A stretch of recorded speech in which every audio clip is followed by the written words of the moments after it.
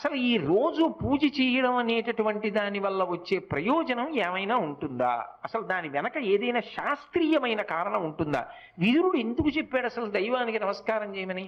నేను మీకు ఒక్క మాట చెప్తా, బాగా గుర్తుపెట్టుకోండి. ఎవరు పూజ చేస్తున్నాడో వాడు లోకము చేత పూజింపబడతాడు. నేనన్న మాట బాగా పట్టుకున్నారా? ఎవరు పూజ చేస్తాడో వాడు లోకము చేత పూజ అందుకుంటాడు. అదేమిటండి మీరు అన్నమాట మాకు బాగా అర్థం కాలేదు, మీరు ఏదో అన్నారు బాగుండదని అన్నాను అంతే అంటారా? మీకు వివరణ చేసే ప్రయత్నం చేస్తా. పూజ అంటే ఏమిటి? పొద్దున్నే దేవుడి దగ్గరికి వెళ్ళో దీపం పెడుతున్నా, ఎందుకు? ఎవరు భగవంతుడు?